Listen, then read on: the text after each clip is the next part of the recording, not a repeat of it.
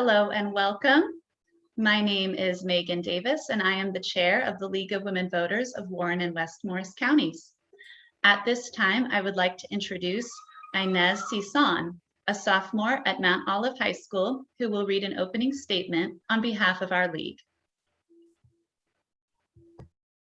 Good evening. On behalf of the League of Women Voters of Warren and West Morris counties, I am pleased to welcome you to their virtual candidates forum for Mount Olive Board of Education. My name is Inez Cison, and I am a student of Mount Olive High School. I'm also a member of Best Buddies, Gender Equality Advocates, Mock Trial, and the debate team. The LWV is a nonpartisan political organization that encourages informed and active participation in government. Elections and voting are core concerns for the League. The League is committed to providing fact-based information about issues and positions candidates take on those issues to help voters make their own decisions and participate in the electoral process. The League envisions a democracy where everyone has the right, the knowledge, the confidence, and the opportunity to participate. The League of Women Voters never supports or opposes candidates for office or political parties. Any use of the League name or footage from this debate in campaign materials or advertising of any kind, including internet, social media, cable, or television, is not authorized by the League of Women Voters. Membership in the League is open to people 16 years and older of all gender identities. With 100 years of experience, the League is one of America's oldest and most trusted civic nonprofit organizations. We encourage everyone to go to vote411.org, a one-stop site for information on all aspects of voting in New Jersey, with information about all candidates up and down the ballot. You can find the Warren and West Morris Counties League on Facebook and the New Jersey State League's website at lwvnj.org. All forums conducted by the New Jersey Leagues can be viewed on the NJ website, lwvnj.org, and vote411.org. This forum is being live streamed on the Warren and West Morris Counties League YouTube channel and will be available there for viewing afterwards. Future confirmed forums and debates include the Mount Olive Town Council on October 7th, Chester Board of Education on October 11th, and Morris County Commissioners on October 26th. At this time, I would like to introduce our moderator, Catherine Kazan. Catherine is a League-trained moderator who is not from this voting district. Catherine will introduce the candidates and outline the format for the evening. Thank you, Inez. Good evening. I am a board member with the Wayne League of Women Voters and your moderator for this evening. Tonight we have 3 candidates vying for 1 seat, 1-year unexpired term on the Mount Olive Board of Education. Let me introduce the 2 who are here this evening, Amy Rubin and John Voley. A 3rd candidate, Lisa Fenton, was unable to attend, and I will be reading a statement provided for this evening. Each candidate, as determined by coin toss, will give a 90-second opening statement in alphabetical order. Candidates will be asked questions in the order that I choose, and they will have 90 seconds to answer. We will then conclude with 2-minute closing statements in the opposite order of the openings, followed by important election information. So let's begin with Mrs. Rubin. You're up first. Hi, so I am Amy Rubin, and I am the mom of 2 very active boys. My oldest son just started middle school and plays everything from football to baseball, which is why you may recognize me from Turkey Brook, where I am very busy always working concessions, selling fundraisers, or cheering my head off. I promise I don't live there, although sometimes it feels like I do. My youngest is a classified 4th grader at Sand Shore Elementary School. He plays every sport known to man in our backyard and spends most of his time keeping my husband and I on our toes. I'm also a Mount Olive alumni and graduated in 1996, and therefore a proud Marauder for life. And I'm also the administrator of the In the Know Mount Olive Parents group on Facebook that I started all the way back in 2016 when we were fighting for full-day kindergarten. But for as long as I can remember, I'm actually someone who has always been inspired by making a difference. And this is the reason that I became a teacher in the first place, because I hated school and I wanted to change the learning experience for my students. It's the reason I left the classroom in 2018 and started Mindful Self, my academic mindfulness consulting company. And most importantly, today, it's the reason that I'm here running for the Mount Olive Board of Education, not because I'm unhappy with any of our school system or any of its members, but because I know that I can be of great service to our learning community as we make decisions for all to thrive. Thank you. Thank you. Mr. Foley. Good evening. My name is John Voley. I'm a resident here in the Clover Hill section of Mount Olive. I'm a former board member from another district from a few years ago. I do have a little bit of experience working on the Board of Education. I feel that the district here in Mount Olive, when we moved here, was superior, and that's why I'm here. And I'm not running because I'm not happy with the Board of Education. I feel that my experience, my professional life and my personal life, it would be advantageous. I would be I would have an easy, It would be my pleasure to run as a board for the Board of Education here. I think I could be a permanent member. When I was on the former board, I was in charge of, we had 2 additions to a middle school, 2 grammar schools, a high school, and we had built a 1,000-seat auditorium. And I feel with my son being 12 years old, he's in middle school, there's a lot of stuff going on that I want to be involved in, and I think we can make this district even better than what it is. Thank you. Okay, I'm going to read a statement from candidate Lisa Fenton. My name is Lisa Fenton, and I regret not being able to make this event. My husband and I have lived in Mount Olive for 25 years, and I have been involved in numerous community service activities over that time, including actively participating in SHSP, Sean's Shore Home and School Partnership, an elementary school parent group, serving as a Sunday school teacher, fostering dogs through Boxer Angels Rescue, and also bringing our therapy dog into the schools to interact with special needs children. Within the sports arena, I have volunteered for lacrosse, football, and soccer teams for the last 12 years. I am also currently a crossing guard for the Mount Olive School District.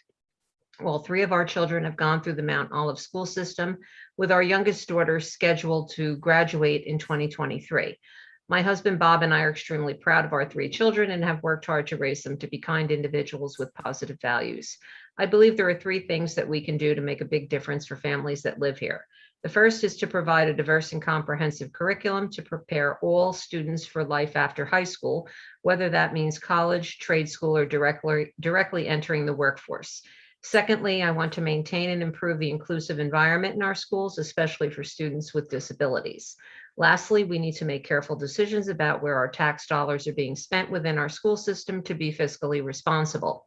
I find myself gravitating towards service in places I am needed, and I believe that the Mount Olive Board of Education is where I can serve the most people with my experience. If elected, I will listen actively and openly to hearing all opinions. I will consider no question or comment as insignificant. I believe that this open line of communication is critical for the strength and success of the Mount Olive School District. Thank you for your time. I look forward to the opportunity to work with you in the future, Lisa. Okay. We're ready for our first question, and we will begin with you, Mrs. Rubin. What is your top school budget priority? Why? And how would you manage any budget cuts from declines in funding for our school district? So I think that financial responsibility is obviously something that, as representatives of the Board of Education, is something that we have to take very seriously. And when I hear of motivational speakers at a hefty charge of $34,000 or a Jumbotron for $100,000, when there's a teacher, staff, and bus driver shortage, it makes me wonder if that money can be better used. Now, don't get me wrong, I'm excited about the idea of a Jumbotron. However, I think sometimes we have to weigh the pros and cons. I think that being a teacher and now servicing and working with teachers as an academic mindfulness coach, I know that teachers need help.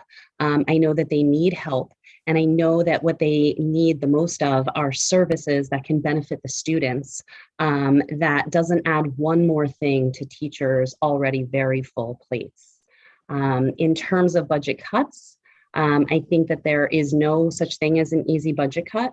However, I would probably, do the research and also advocate for a bit of a rating system where we could kind of, look into what value do these programs provide to students, to faculty, as well as to our facilities in making the determination as to what might need to be minimized or cut. Thank you. Mr. Foley, same question. I believe that the school budget revolves definitely around the classroom requirements, giving teachers the resources and that they need to be successful for the education of our students. That to me is the number one thing that we need to make sure is in the budget, never gets cut. As far as budget cuts, I work hard with the superintendent and the other board members to cut unnecessary things that are in there. Not that there is any unnecessary things, but things in a prioritized list would be the best way to work with the school budget. But classroom requirements that teachers need the resources to teach. And we have to make sure they never lose that. Thank you. Okay, next question. What are your plans, or how would you like to see the Board of Education handle the new development in town that are going to be bringing in a lot of new students?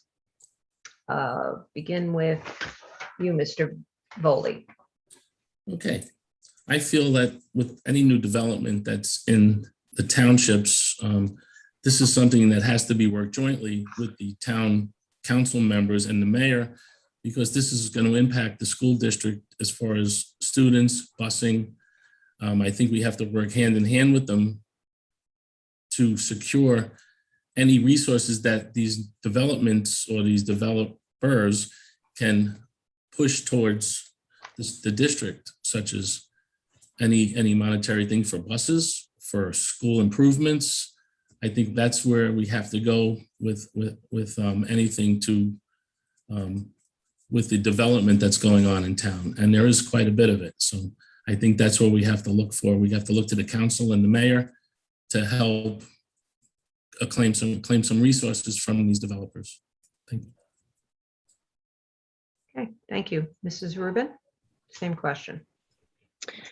So there is no denying that there is a surge in enrollment. And as Dr. Zawicki often says, it's not a bad thing that so many people are moving into our school district, specifically because of our school district. But I can say from a parent perspective, for both my middle schooler and my elementary student, that they are packed in like sardines.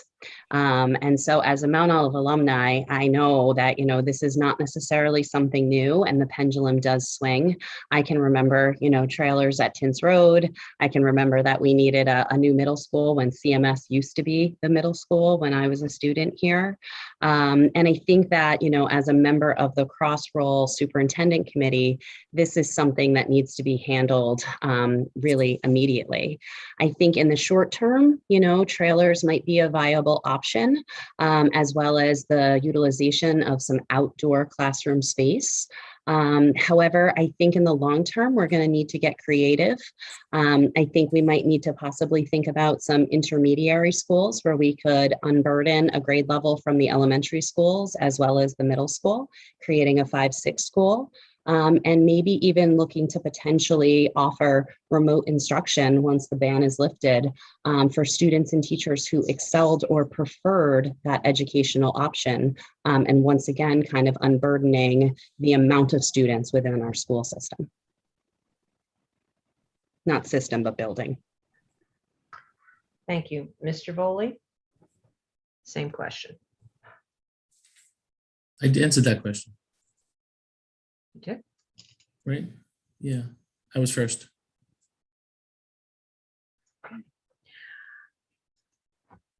Third question, do you support middle school students being asked their preferred pronouns in class? If so, at what age do you think it's appropriate? And do you believe parents need to consent to students being asked that question? Mrs. Rubin. So, as a mindfulness development coach, I deal with this quite frequently. And I believe that we need to really kind of recognize that gender identity is different from sexual orientation.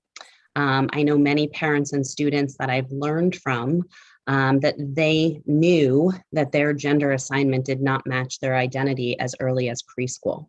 And so I think that students who feel as though their bodies have betrayed them are at a higher risk of self-harm. That's what the statistics and the research tells us. And so I do believe that this is a really personal matter that obviously needs to be handled with sensitivity and compassion. And just like there's no one size fits all curriculum or child, I would hope to see a supportive network, which involves not only the student, but also their family, as well as trained staff in being able to make these difficult decisions so that all who are involved can feel supported and validated and benefited through the process. Thank you. Mr. Foley, Yes. same question. I feel that the middle schoolers, which are at an age already that their hormones, everything is going crazy with them. I believe that this has to be handled in a definitely sensitive situation. I feel that parents and even the family of the student has to be involved in a decision of this magnitude, because it is something that's going to affect them for the rest of their life pretty much. And I believe that asking a child to answer that question without any support from their family, I don't believe that's the right way to go at the middle school level. I think parents definitely have to not consent, but be involved in the process along with school officials. And I believe that's the way it should go. Thank you. Okay. Next question. How will you support CDC and local public health department guidance regarding mask mandates, vaccination recommendations, and quarantine procedures related to the current COVID-19 pandemic? Mr. Foley, you're first. Well, as far as a mandate, a government mandate is something that we really have to adhere to. We have to follow it. It is a mandate. It's not something that's taken lightly. And I think that a mask mandate, even though I don't feel it's the right way to do it, I just think we have to follow a mandate when it's a mandate. I believe vaccinations are recommended. It's just a recommendation. I am not in support of mandatory vaccinations. I think because they're recommended, I think that's as far as it should go, and that should be a parental or a household decision on the family's part on how they want to handle that with their children. The quarantine procedures are fine. They have been upgraded a little bit. I think the CDC is doing a good job with their recommendations with everything. And I feel that we should just adhere to a mandate and take recommendations at face value. Thank you. Same question, Mrs. Rubin. So, as a parent, I really want to see my children safe, happy, and learning with their peers. As an educator, I know that we need healthy, regulated students in order to have successful learning experiences. But as a potential candidate for the Board of Education, I also know that it's the responsibility of public schools to provide free access to a free education to all students, meaning vaccinated or unvaccinated. And I also know, as John was saying, that a mandate is something that is highly enforced because we could sacrifice our state funding, which is almost a quarter of our local government money that we use for our school district.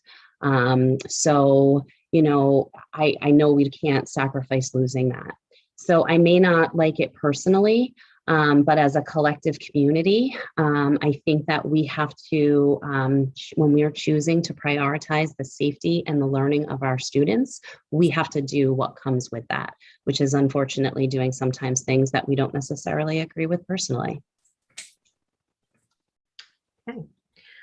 Next question, and Mrs. Rubin, you will go first this time. What thoughts do you have on ways to increase diversity, education, and practices within the school system, both in the classroom and with employees? So as a woman, I really resonate with the statement that maybe you've heard, that you can't be it if you don't see it. And I have been fortunate enough to have assertive and empowered women in my life as inspirations, as well as helping me to kind of recognize my own implicit biases. And it's a continual process and journey and learning that is facilitated by honest conversations within supported relationships. And I really think that the greatest way to increase diversity within our district is to make space for these conversations with an opportunity for perspective sharing as well as empathy enhancement. I've been really impressed with the local the equity task force that has presented at many Board of Education meetings, and I think they're planning to present at some of the upcoming ones as well. They have implemented some really amazing programs, and they continue to do so. And so I'm really excited to support, but also continue to see what they continue to create and provide for students and staff and for our entire learning community. Thank you. Mr. Voley, same question. Yes. The fact is that if you want to build teams, schools, organizations capable of innovating, you need diversity. Diversity enhances creativity. It encourages the search for novel information and perspectives, leading to better decision-making and problem solving. I feel that the school has a good base moving with diversity, and I think it's something that should be encouraged and encouraged and move forward with the programs that we have. Thank you. Okay. Next question. Mr. Voley, you'll go first. What role, if any, should the superintendent of a school district have with regards to PTO or PTA organizations and their fundraising programs? I'm definitely a fan of the PTA and PTO organizations. I feel that they play a vital role in the education and maturity of our children, and they need to be doing what they're doing. As long as they follow the protocols that are involved in their bylaws and everything, the superintendent should have minimal influence on their activities as far as fundraising, as long as it falls within the guidelines of their organizations. Thank you. Mrs. Rubin, same question. So I have to echo exactly what John was saying. You know, we have phenomenal PTOs and PTA organizations. I've been a member of the SHSP for as long as my children have been in elementary school. I'm now a member of the Moms PTO as well. And as a parent, but also from an educator perspective, I know that these organizations generate funds in order to support not only learning, but also the fun school experiences that are what kids really remember. And it's my belief that the superintendent should continue to kind of provide information to these organizations so that they can plan accordingly, so that people don't have to necessarily choose one or the other, and operate within the needs of their own particular schools and their communities. And also to be able to kind of ensure some consistency and equality across the district. You know, I never want it to create sort of like the haves versus the have-nots. And I feel like that's really the only role that I think that the superintendent has in, you know, the fundraising or the guidelines and how they are carried out and implemented throughout the school year. Okay, thank you. Next question. What will you do to add or change the dress code for Mount Olive students and staff, if anything? Mrs. Rubin, you're first. So I have to start off and say that I consider myself very fortunate to be a mom of two boys, where my biggest battle is them wearing shorts in the wintertime. With that said, I think that it's important for students to be comfortable in order to learn. And I think that our current dress code is appropriate. And I'm not aware of anything necessarily that would need to require change at this time. Mr. Foley, same question. Yes, I definitely agree with what Amy says. With all these children have gone through in the last 18 months, I think what they wear to school, they should be comfortable and not have any issues with who's wearing what. Again, the shorts in the wintertime could be a problem, but it's something that we deal with as parents. It's something that makes the kids feel comfortable, and that's my biggest priority. Having the kids feel comfortable, it makes for a better learning experience. I don't think there's anything wrong with the dress code that we have in place. Okay, next question, and you'll go first, Mr. Foley. Do you support any curriculum that is based on social justice and/or group identity? Yes. Social justice just means that everyone's human rights are respected and protected. Everyone has equal opportunities. This doesn't guarantee that society will be perfect and everyone will always be happy. You can never make that happen. However, with social justice being taught, everyone will have a fighting chance at the life that they want to have. That's my stand. Mrs. Rubin, same question.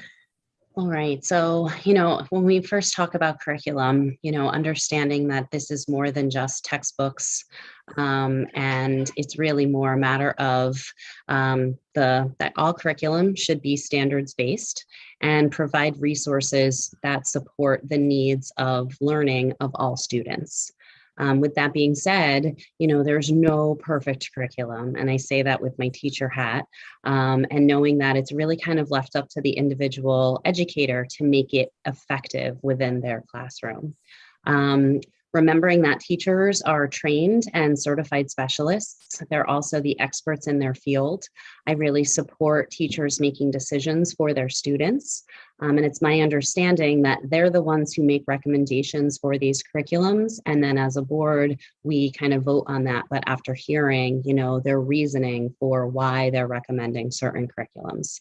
And so I kind of, agree with John in that sense that, we want to make sure that everyone has what they need, but also trusting the professionals who are making these decisions, because if there's anyone better who knows what is needed, it is the teachers in the trenches. Okay. Next question, and you'll go first, Mrs. Rubin. What do you consider the most important challenges other than COVID facing your school district, and how would you address it or them? So I think that the biggest challenge at this point right now, other than COVID, is too many students and not enough staff. I unfortunately know of too many situations where there are students who are not getting the individualized attention and the support that they need or deserve because we don't have enough teachers or trained staff or hours within their schedule to be able to provide it. I think that our staff is spread really thin. They're managing larger than reasonable caseloads, and they're being pulled in many, many different directions. So obviously in the short term, I would love to see more staff hired. I'd also love to see some smaller class sizes. But in the long term, I'd like to see some more training of the support staff, because often they are the ones who have sometimes the most important roles with students, yet the least amount of training. And this would empower them and make them more effective in their roles of supporting students and teachers, as well as kind of creating a more sustainable plan for managing the amount of services, the amount of students, and the needs in our overpopulated schools. Yeah, same question, Mr. Foley. Yes, I know other than COVID, but I think because of COVID, there's a big challenge. And the challenge is to get students caught up on their school curriculum. These students lost a year of schooling. So you can't just get that back. Like the virtual, it's not going to happen. We need to, I agree with Mrs. Rubin, that we need to hire some more short-term staff to get them caught up. I mean, you can never get that year back. We need to get these kids to get more motivated. We need smaller classes so they can get more individual attention. And there's no way to do that other than to hire more staff, because we are short-staffed. And I believe that that is really one of the main reasons why I'm running for the Board of Ed. We need to get these children caught back up. I mean, they lost a whole year. And through the whole system, I mean, from K to 12, they lost a year. I mean, we can't help the 12s that were there, the 12th graders last year. They graduated. Hopefully, thank God they're going and they moved on to college, I hope. But that's the biggest challenge. Thank you. Okay. I'm going to skip over one of these questions and go on to this one. You'll answer first, Mr. Voley. Do you think parents should be involved in curriculum planning? If so, how and to what extent do you believe they should be involved? Well, my honest opinion on this is that the curriculum planning should be left to the professionals in the school district, that we put our faith into them to get a curriculum that's going to help our children succeed. And our job is to get them the resources they need to get that curriculum into the schools, into the classrooms, to the teachers, to the students. I have no problems having parents having input to a point where you might send out a questionnaire, what would you like to see, stuff like that, and then have a team maybe look at it and go over it. But the hard curriculum that's in there, I believe, should be left to the professionals in the school district. Mrs. Rubin. So I think that parents obviously have an important role within our schools, as well as supporting their children's learning. However, I agree with John. I think that there is an appropriate format in which parents can be involved in the enhancements of certain specific curriculum that's used.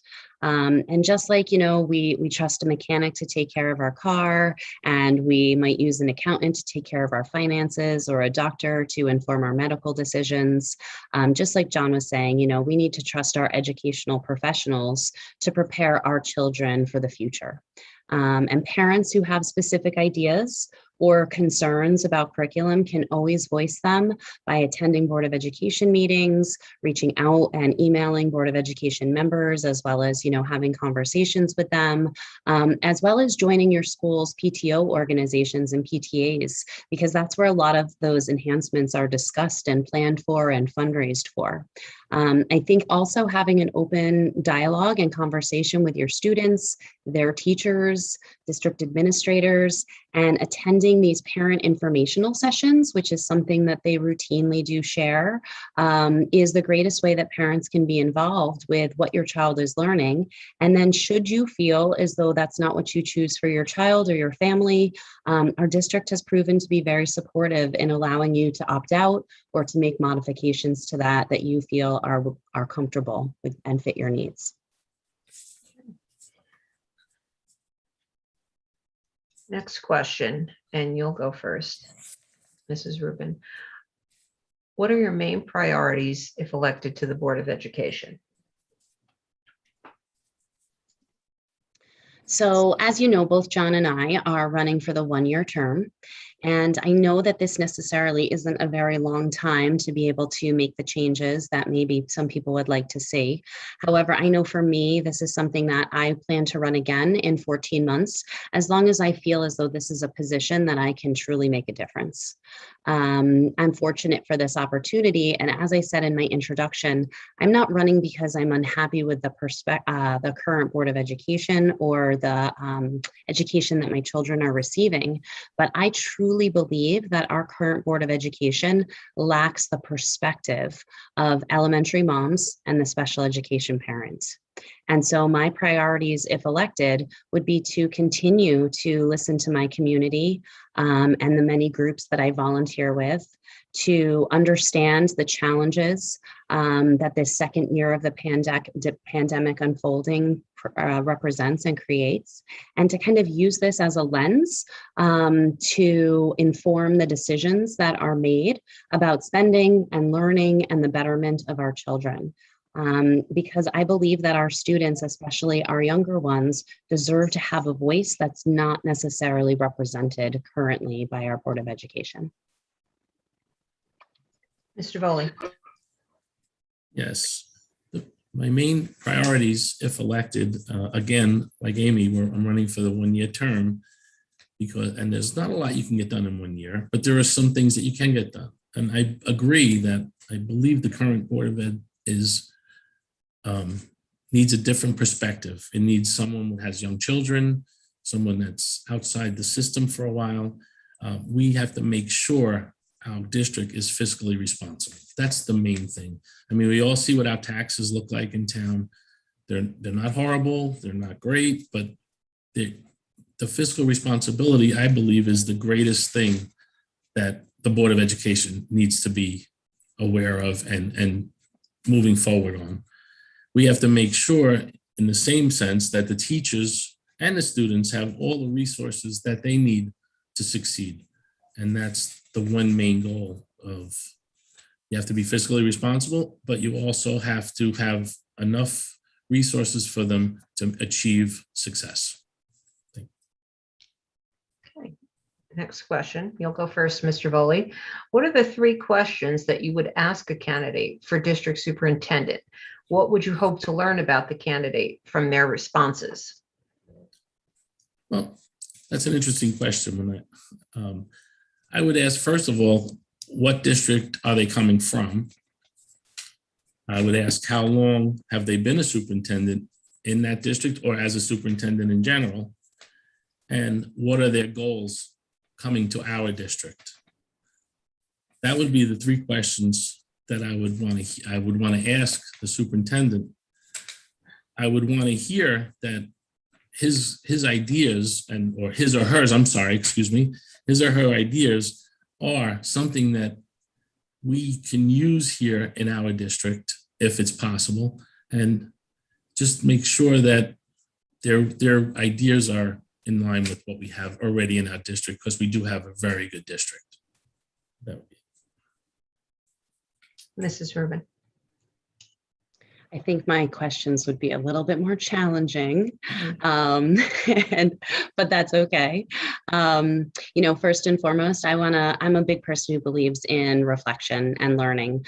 And so my first question would be, what is something that you learned or discovered through the pandemic? And how has that changed you as a person or informed you as an educator?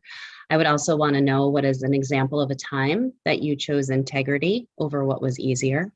And who is someone you admire and why? And the reason I would ask these questions is because I would hope that no matter who the candidate is, we're looking at someone who has experience. But I think it's a balance of experience and moral standards. Superintendents have a very difficult job, one which I do not wish or covet myself. But just like student success is attributed more to the soft skills of reasoning and problem-solving skills, the same is true for our district leaders.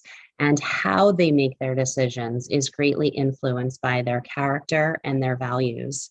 And they continually have to make difficult decisions. And I would want to know kind of the how, as well as the why behind the decisions more than the what. Okay, next question, and you'll go first, Mrs. Rubin. What are the most important factors for student success in the district, and how will you as a school board member ensure that those factors are addressed?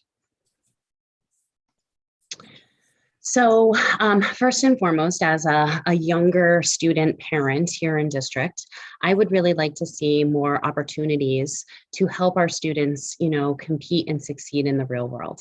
And I love that we have so many opportunities for our high schoolers and that we have such state-of-the-art programs. I would like to see more of that offered to the elementary students as well as the middle school students. I think that also engagement is always increased when students have some buy-in, when they have some agency and they have some voice and choice, whether this is the books that they read or the topics that they learn more about or the problems that they feel strongly about solving. I know that this is something that is kind of lacking, especially in the elementary curriculum, and something that I would kind of promote and support. In addition to, I'm a huge believer in the support of the whole child. I think that that's a combination of academic, life, and social skills, and that our country desperately needs citizens who can empathize with others, who can think critically, who can work with those who are different than themselves, and yet still seek common ground to be able to problem resolve in positive ways. And I know there's a number of different programs that are out there that support that, and I would be in full support of that, and also actively bringing some of these programs as possible options for us to infuse into the classroom experience. Mr. Foley, same question. Yes. My most important factor, and it's been this way for almost 2 years now, is that students need to be in school. They have to learn. That's the only way they're going to learn. They're going to socialize. They need to be in school, and they need to have all the resources available to them that they need to achieve success. I think students need to be involved in a lot more things in school than we involve them in now. You know how we have town hall meetings? We should have school hall meetings, maybe once a month, for children to come in, talk to board members, talk to school administrators, talk to teachers, and just get their views on what's going on. Because they need to be heard. Students, I have a 12-year-old son. He talks all the time, and it's just different things that come out that they need to be heard. And I think as a school board, it's not a horrific task to do that. I think we can accommodate that. Maybe, a school home meeting once a month. I think that would be very influential. The kids would be, I think we'd get a lot out of it as parents and adults in the long run. But that's what I think. Next question. And you'll go first this time. Mr. Foley, do you support middle school students changing their gender identity in school without parental consent or knowledge? This goes back to the question about the input to see for gender identity. I believe that there should be parental involvement big time on this question. This is a very, very important question, and they can't go through this alone with these children. They're middle school kids. They're 12, 13, 14-year-old children. It's something that they can't, I don't believe they can handle on their own. They do, listen, I give them a lot of credit. My 12-year-old says things that sometimes amazes me of what they know. And I think it's just something that we have to do as a family. I don't think it should be something that they just are asked in school and we don't know about it. I think we need to know about it and talk to it as a family and as a district, even as the school officials. It should be something that if it's a problem and somebody needs it, it's something that should be handled sensitively, and we should do it as a family. Thank you. Mrs. Rubin. So this is actually something that just came up at the recent Board of Education meeting, and really kind of understanding the difference between students being asked as opposed to students asserting. And the understanding the difference. And I think that this is a very new statute that was just actually released. That is so new that maybe even some teachers were misinformed or had misinterpreted this.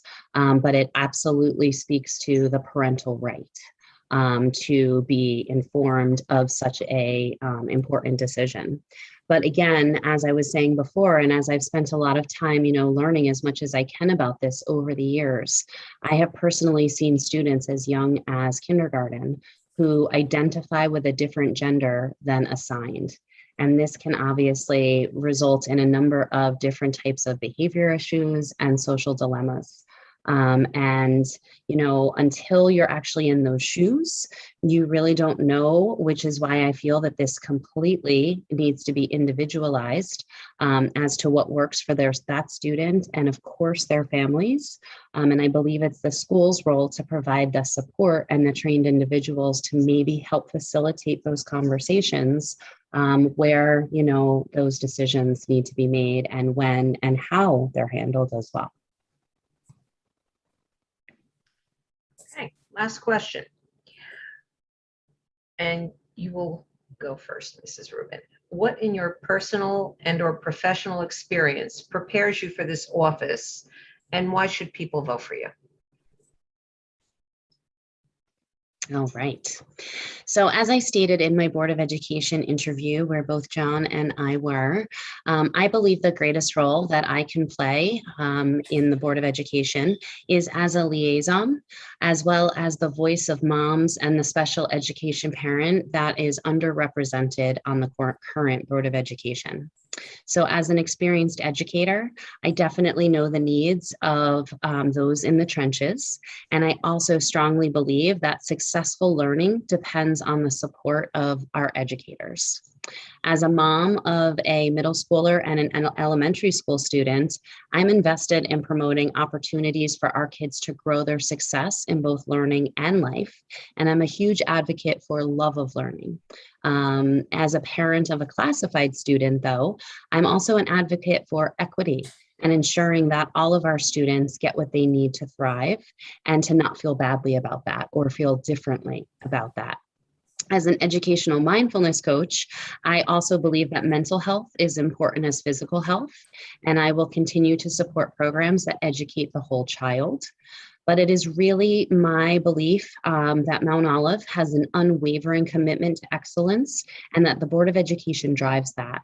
And so I can't think of a better way to be of service to this community and to the future that is being created in our classrooms.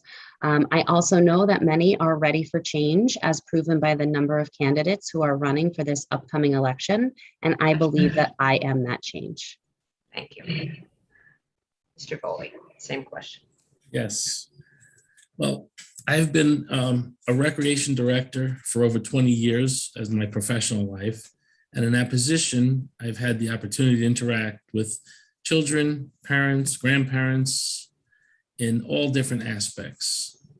I run summer camps. I ran a summer camp last year during COVID. We had over 300 children in it. We did cohorting. We ran a successful camp. We had no issues. This past summer, we had over 500 children in our summer camp. And it's stuff like that, doing programs and getting the kids out there. I believe kids need to be socialized. They have to be out there with their friends. I believe in that. I have extensive experience setting and keeping to budgets. I've provided programs, a wide variety of residents of all ages. And if you were to vote for me, I would bring all my professional experience as well as my extensive parenting experience to the position. I do believe in family. Family is first. And that's my one goal for running this year. Thank you. Okay, well, you managed to get through that entire list of questions under time. So we'll move on to closing statements now in reverse order, and we'll begin with you, Mr. Foley. Well, in closing, I want to thank the League of Women Voters, first and foremost, Catherine and Megan, for having this venue for us to talk on. I believe, like I said, I'm going to reiterate, family is first. The reason I'm running is to get a family perspective on the board. Not saying that it's not there now, but a different perspective of a 12-year-old son. I believe with my past background as a board member, I'd be an asset to the district. I hope people agree with me, and I would like to ask for your support in November. Thank you. Mrs. Rubin. So if there is one thing that I have learned from life as well as my professional experience is that it's hard to be human. I think that as a parent, the thing that has helped me the most is to know that if I'm challenged or burdened with something, that my children are too, with unfortunately much fewer resources. And as a teacher and simply a human being, I've learned in life that people aren't giving me a hard time, that they're having a hard time. And rather than seeking to label them as being difficult or other, I always seek to understand rather than to judge. So, as a listener and a compassionate person who I consider myself to be, I truly believe that there are more things that make us alike than different. And regardless of whether or not we agree or we disagree, I think that that's the benefit of having a Board of Education, which is a group of 9 individuals with hopefully very different perspectives. But as an active community member, as I said before, I believe that our Board of Ed lacks this balance, and that the perspective of the school-aged mom, as well as the special education parent, is underrepresented and therefore unseen. And I think that my perspective brings about a diversity of ideas, the appropriate funding of not only the learning loss, but opportunities for all students, and ensuring that no one size fits all curriculum is appropriate for everyone. So I will never claim to know it all. I'll be the first one to admit that. But what I can promise is that if I don't know something, I will find out. If something doesn't feel right, you can trust that I will be brave. I will ask questions and I will fight for what is right. And I will always put our students first and ensure that all students are considered when making decisions that affect their health, happiness, and success. But most importantly, I am here to listen with an open heart and an open mind. And I just ask for your support and that you voice your choice for Amy Rubin, number 3 for Mount Olive BOE. Okay. I will begin by thanking the candidates and to everyone attending this evening. Good luck to all the candidates. And thank you to tonight's sponsors and volunteers, Megan Davis and Fadia Hindi from the League of Women Voters of Warren and West Morris counties, Mount Olive student Inez Sison for providing our intro this evening, and our timekeeper, Teresa Cinnamon. It was a pleasure working with all of you on this event, and here are some important dates to remember. We want to remind everyone that there are 3 ways that you can vote in this upcoming general election. One would be vote by mail ballot. Registered voters can apply for a vote by mail ballot by following the instructions found at vote.nj.gov or contacting your county clerk. Remember, vote by mail ballots cannot be returned to an early voting location or at any polling place in this election. Your town may have a drop box, otherwise they should be sent via mail, or they can be dropped off directly in the clerk's office. In-person early voting. This new option enables all registered voters to cast their ballot in person using a voting machine during a 9-day period prior to Election Day. You can now choose to vote in person when it's most convenient for your schedule. In-person early voting locations will be open Saturday, October 23rd through Sunday, October 31st. Hours will be Monday through Saturday, 10 a.m. to 8 p.m., and Sunday, 10 a.m. to 6 p.m. No appointment necessary. And finally, at your polling place on Election Day. Vote in person at your polling place from 6 a.m. to 8 p.m. on Election Day, November 2nd. And remember to make your vote count on November 2nd. Please come back at 7:30 for part 2 of tonight's candidate forum, where we will hear from the 3 three-year candidates who will be attending this evening. And that